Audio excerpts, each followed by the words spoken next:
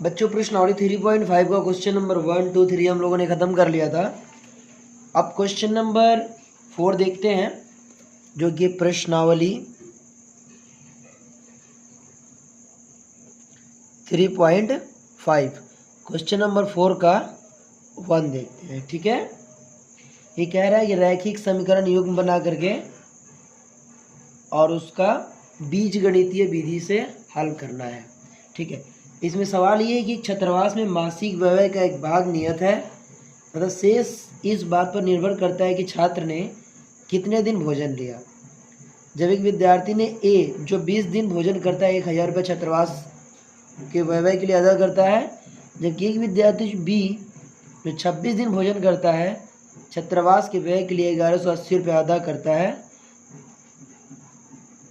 पड़ता है। नियत व्यय प्रतिदिन का भोजन का मूल्य ज्ञात कीजिए।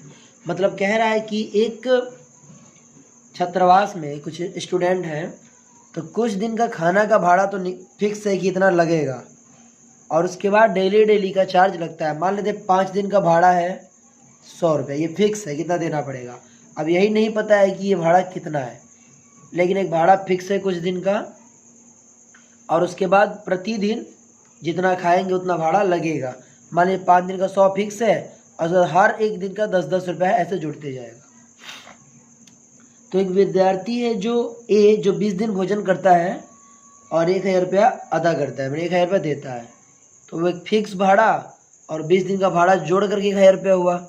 उस तरह एक दूसरा विद्यार्थी है जो 26 दिन भोजन करता है और 1180 देता है, तो वो जो एक्स्ट्रा भाड़ा है वो और जो 26 दिन का वो जुड़कर 1180 देता है। अब इसको हम लोग समीकरण में कैसे लिखेंगे, तो आइए देखते हैं। देखिए, मान लिया कि जो नियत खर्चा है वो है 100 रुपया और जो प्रतिदिन का खर्चा है वो है y रुपया। तो प्रश्न से जो नियत खर्चा है वो तो जुड़ेगा, और 20 दिन का जो खर्चा है वो दोनों जोड़ करके वो कितना देता है 1000। एक दूसरा विद्यार्थी है वो नियत खर्चा जुड़ेगा और प्लस 26 दिन का खर्चा जुड़ता है, और टोटल होता है 1180 रुपया। दो समीकरण मान लिए। अब हम समीकरण 2 माइनस 1 कर देंगे, दूसरे में से 1 घटाएंगे, तो जब घटाएंगे तो साइन चेंज होगा। इसके पहले हम लोगों ने किया था। इस तरह से y का मान आ जाएगा 30 रुपया। अब y का मान समीकरण 1 में रखेंगे तो x का मान आ जाएगा 400 रुपया। इस प्रकार नियत खर्चा जो है x बराबर 400 रुपया और प्रतिदिन का खर्चा है 30 रुपया। बात आई समझ में। क्वेश्चन नंबर 2 देखते हैं। क्वेश्चन नंबर 2 कहता है एक भिन्न जो 1/3 हो जाती है जब उसके अंश से 1 घटाया जाता है, और 1/4 हो जाती है जब हर में 8 जोड़ दिया जाता है। भिन्न ज्ञात करें। तो भिन्न कैसा रहता है, भिन्न तो x/y के फॉर्म में ही रहता है, तो माना भिन्न जो है वो x/y के रूप में है। प्रश्न से अंश में से 1 घटाया जाता है तो 1/3 हो जाती है, तो मैंने अंश में से 1 घटा दिया और हर तो वही रहेगा, 1/3 हो गया। और जब इसको हम समीकरण के लिए क्रॉस गुणा किए तो ये आ गया 3x - y = 3। ये समीकरण 1 हो गया। ठीक है, समीकरण 1 ये बन गया। फिर इसी सवाल में कहता है कि और उसके हर में 8 जोड़ दिया जाए। तो देखिए अंश तो x ही रहेगा, हर में 8 जोड़ दिया गया तो भिन्न 1/4 बन जाती है। जब इसको क्रॉस गुणा करेंगे तो समीकरण ये आ जाएगा 4x - y = 8। ये समीकरण 2 हो गया। अब समीकरण 2 - 1 कर देंगे। समीकरण 2 ये है, 1 घटाएंगे तो साइन चेंज होगा।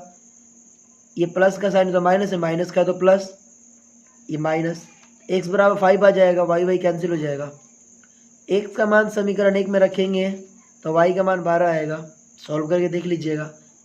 तो x का मान आ गया 5 और y का मान आ गया 12, तो भिन्न क्या है x/y यानी कि 5/12। ये आंसर है। ठीक है, देखिए क्वेश्चन नंबर 3 जो है उसमें कह रहा है कि यश ने एक टेस्ट में 40 अंक अर्जित किए। जब उसे प्रत्येक सही उत्तर पर 3 अंक तथा अशुद्ध उत्तर पर 1 अंक की कटौती की जाती है, तो कटौती की गई। यदि उसे सही उत्तर पर 4 अंक मिलते तथा अशुद्ध उत्तर पर 2 अंक कटते तो यश 50 अंक अर्जित करता। टेस्ट में कुल कितने सवाल थे, ठीक है, कितने प्रश्न थे। तो यहाँ पे हम मान लेते हैं कि यश को सही उत्तर दिए तो x प्रश्न के, और गलत उत्तर दिए वाई प्रश्न से के, तो इसलिए उसे एक सही उत्तर पे 3 अंक मिलता है और गलत उत्तर पे 1 अंक कटता है। तो सही उत्तर इंटू 3 माइनस 1 अंक की कटौती होती है, टोटल 40 अंक मिले। अगर उसे 4 अंक मिलते और 2 अंक की कटौती होती प्रति गलत उत्तर पर, तो उसे 50 नंबर मिलते हैं। यही बात लिखा हुआ है कि सही उत्तर के लिए 4 अंक तो 4x और गलत उत्तर के लिए 2 अंक कटते तो 2y बराबर 50। इसे समीकरण 2 मान लिया। अब समीकरण 1 माइनस 2 कर देंगे। पहले यहाँ पे समीकरण 1 को 2 से गुणा करेंगे ताकि दोनों को तो बराबर करना है ना। ये जब तक बराबर होगा नहीं तब तक कटेगा नहीं। जब 2 को गुणा करेंगे, समीकरण 1 को 2 से गुणा करेंगे, 3 दूनी 6x प्लस 2 माइनस 2y, आई 80 होगा। ठीक है, हम इस समीकरण 2 में से 3 घटा देंगे। जब 2 में से 3 घटाएंगे तो साइन चेंज, ये प्लस है तो माइनस, माइनस है तो प्लस, और ये माइनस। x का मान 15 आएगा। अब x का मान 1 में रखेंगे समीकरण में तो y का मान 5 आएगा। इस प्रकार हम देखते हैं कि यश ने x बराबर 15 सही उत्तर दिए और y बराबर 5 गलत उत्तर दिए, तो कुल प्रश्न थे 20। ठीक है, इस प्रकार सवाल नंबर 3 भी कंप्लीट होता है। ठीक है, अब सवाल नंबर 4 देखते हैं। चलिए दोस्तों, क्वेश्चन नंबर जो 4 है उसको देखते हैं। देखिए, इस क्वेश्चन में बहुत कन्फ्यूज़न रहता है, इसलिए आप इस क्वेश्चन को ध्यान से समझिएगा। एक राजमार्ग पर 2 स्थान ए और बी 100 किलोमीटर की दूरी पर है। एक कार ए से तथा दूसरी कार बी से एक ही समय चलना प्रारंभ करती है। यदि ये कारें भिन्न भिन्न चालों से एक ही दिशा में चलती हैं तो 5 घंटे पश्चात मिलती हैं। दोनों कारों की चाल ज्ञात करें। इसमें एक लाइन और छूट गया था कि यदि विपरीत दिशा में चलें तो 1 घंटे बाद भी मिलती हैं। ये बात छूट गया था, अब इसे क्वेश्चन में नोट कर लीजिएगा। ठीक है, अब सवाल को सॉल्व करते हैं लोग। देखिए कैसे। ये कह रहा है कि 2 कारें हैं। ठीक है, ये कोई रास्ता है, एक राजमार्ग, ये ए पे खड़ी है, ये बी पे खड़ी है, और ये दोनों कार एक ही दिशा में, मान लीजिए इधर चलना प्रारंभ करती है। ठीक है, इधर, तो ये जब चलना प्रारंभ करती है एक ही दिशा में तो ये आगे बढ़ेगी, ये आगे बढ़ेगी। ठीक है, और इन दोनों के बीच की दूरी थी ये 100 किलोमीटर। इन दोनों की ये जो बीच की दूरी थी 100 किलोमीटर। जब एक ही दिशा में चलती है तो ये 5 घंटे के बाद मिलती है। समझते रहो ध्यान से। और इस यहाँ पे खड़ी है ए बी, और ये इधर चलती है और इधर चलती है, दूरी है 100 किलोमीटर, तो 1 घंटे बाद मिलती है, जो कि ये बात इसमें लिखा नहीं था। इस बात को आप लोग समझिएगा। ठीक है, फिर भी दूरी है 100 किलोमीटर। ठीक है, तो एक इसका सवाल होता है, अगर समान दिशा में चला जाए तो दूरियां जो होती है ना, वो दूरियां जो होती है वो घट जाती है, x माइनस वाई हो जाएंगी। और अगर एक ही दिशा में चलेंगी तो दूरी को हम लोग जोड़ देते हैं, यानी कि x प्लस वाई हो जाएगा। ठीक है, इस बात को आप ध्यान दीजिएगा। ठीक है, आंसर शीट से देखिए, माना जो पहली गाड़ी उसकी चाल है x किलोमीटर प्रति घंटा और दूसरी गाड़ी की चाल है y किलोमीटर प्रति घंटा। देखिए गलती से x लिखा गया, y किलोमीटर प्रति घंटा। और दूरी बराबर क्या होता है? दूरी बराबर होता है 4 गुणे समय, ये फॉर्मूला होता है। तो अगर अपेक्षित चाल समान दिशा में है, मतलब कि एक ही दिशा में दोनों चल रही है, इस कंडीशन में, तो वहाँ दूरी माइनस हो जाती है, x माइनस वाई हो जाएगा। पहले में से दूसरा का घटा देंगे। और 5 घंटे में चली दूरी, मतलब दूरी बराबर 4 गुणे समय।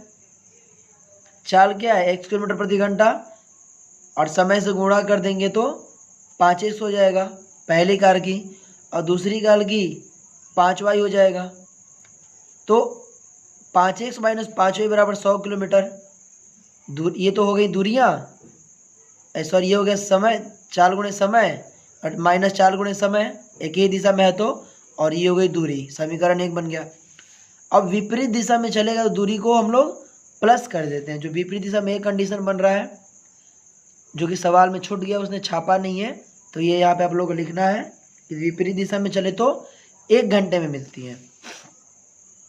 तो वहाँ पे x प्लस वाई दूरी को जोड़ देंगे, सॉरी ये हाँ दोनों को चाल को जोड़ देंगे, तो x प्लस वाई दोनों के चाल जुड़ जाएंगे, दूरी है 100 किलोमीटर। तो दूसरा समीकरण बन गया। अब समीकरण 1 में 5 से गुणा करने पे, 5 से इसलिए गुणा कर रहे हैं क्योंकि हमें 5 बनाना पड़ेगा।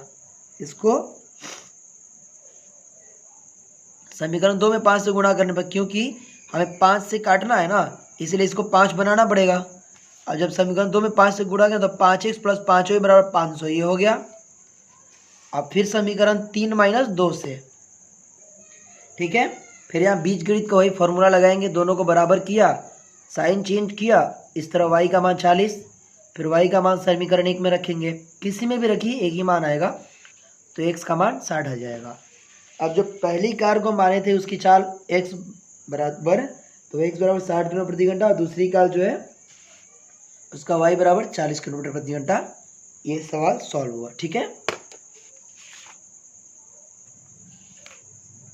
देखिए क्वेश्चन नंबर 5 जो वो कह रहा है कि आयत का क्षेत्रफल 9 वर्ग इकाई कम हो जाता है यदि उसकी लंबाई 5 इकाई कम कर दी जाती है और चौड़ाई 3 इकाई बढ़ा दी जाती है, ठीक है।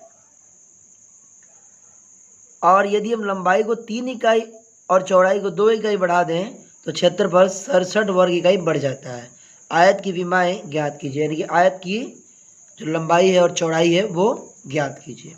चलिए इसको हम नोट से समझते हैं। मान लेते हैं कि आयत की लंबाई x और चौड़ाई y, तो आयत का क्षेत्रफल क्या होता है, लंबाई गुणे चौड़ाई, तो लंबाई गुणे चौड़ाई क्षेत्रफल होता है, x × y हो गया। अब प्रश्न से आयत की जो लंबाई है उसको 5 इकाई घटा दें और चौड़ाई में 3 इकाई जोड़ दें तो क्षेत्रफल में 9 इकाई कम हो जाता है, ठीक है। तो ये लंबाई है, इसमें 5 घटा दिया, ये चौड़ाई है, लंबाई इंटू चौड़ाई भी हमने कर दिया कॉस्ट में, और क्षेत्रफल क्या है xy है, तो 9 वर्ग इकाई कम हो जाता है। और जब इसको हम सॉल्व करेंगे तो कट पिट क्या आएगा, क्या 3x - 5y बराबर 6, समीकरण 1। फिर प्रश्न से अगर हम लंबाई 3 इकाई बढ़ा दें और चौड़ाई 2 इकाई बढ़ा दें तो क्षेत्रफल 67 वर्ग इकाई बढ़ जाता है। ये 67 वर्ग इकाई बढ़ गया है, तो इस तर क्षेत्रफल xy है, लंबाई इंटू चौड़ाई, जब ये अधिक है 67 वर्ग इकाई तो इसमें 67 जोड़ेंगे ना। जैसे ही इधर ये 9 वर्ग इकाई कम था तो इसको बराबर करने के लिए से 9 वर्ग इकाई घटा दिए थे। अब ये 67 वर्ग इकाई ज़्यादा है, प्रश्न से हम लंबाई 3 इकाई बढ़ा दिए, चौड़ाई 2 इकाई बढ़ा दिए, तो ये क्षेत्रफल जो xy है उससे 67 वर्ग इकाई ज़्यादा है, तो बराबर करने के लिए 67 प्लस करेंगे। और जब इसको काट कूट करेंगे तो हमारा 2x + 3y बराबर 61 आएगा। अभी दूसरा समीकरण हो गया। अब हम इस समीकरण को बराबर करने के लिए समीकरण 1 में 2 से तथा समीकरण 2 में 3 से गुणा करेंगे। जब गुणा करेंगे तो ये आएगा 6x - 10y बराबर 12 और 6x + 9y बराबर 183। और उसके बाद घटाने पर क्या होगा, sign change sign change sign change, y बराबर 9 आएगा। y का मान समीकरण 1 में रखेंगे तो x बराबर 17 आएगा। इस प्रकार आयत की लंबाई x बराबर 17 और चौड़ाई y बराबर 9। देखिए बात दरअसल क्यों मैं आपको पूरा सॉल्व करके नहीं दिखा रहा हूँ, क्योंकि आप भी, मैं चाहता हूँ कुछ खुद से मेहनत करें। आपके सामने मैं समझा दे रहा हूँ, हिंट दे दे रहा हूँ, नोट्स आपके सामने है, मैं चाहता हूँ आप खुद से मेहनत करें, ठीक है। और इस तरह से हमारा जो ये प्रश्नावली 3.5 है ये ख़त्म हुआ। मैं आप लोगों को एक बात बता दूँ कि आप में से किसी को भी ये जो नोट्स रेडी है ऑलरेडी हैंड रिटन, ये नोट्स आपको चाहिए तो आपको व्हाट्सएप नंबर पहले भी दिया हुआ है, फिर से मैं लिख दे रहा हूँ, आप उस पर कॉन्टेक्ट करके नोट्स PDF रूप में प्राप्त कर सकते हैं, जिसका चार्ज आपको केवल 200 रुपये देना होगा। इस तरीके से आपको नोट्स भी बनाने की ज़रूरत नहीं पड़ेगी, आप आराम से वीडियो देखिए और पढ़ाई कीजिए, इसलिए आपको उतना मेहनत भी नहीं करना पड़ेगा, सिर्फ प्रैक्टिस करना पड़ेगा और आपको अच्छे नंबर मिल जाएंगे, ठीक है। मैं आपको नंबर नोट कर दे रहा हूँ यहाँ पे, आप चाहे तो वो नंबर नोट कर लीजिए और ये नोट्स आप व्हाट्सएप पे PDF रूप में मंगवा के प्रिंट करवा सकते हैं। नंबर है 70 50 43 29 49 7050432949। आप इस पे व्हाट्सएप केवल कीजिएगा, कॉल नहीं लगेगा, और इस पे आपको 200 रुपये इसका फ़ी है नोट्स का, पेमेंट करके आप इसे प्राप्त कर सकते हैं, जो कि चैप्टर 1 से चैप्टर 15 तक का टोटल नोट्स आपको मिल जाएगा, ठीक है।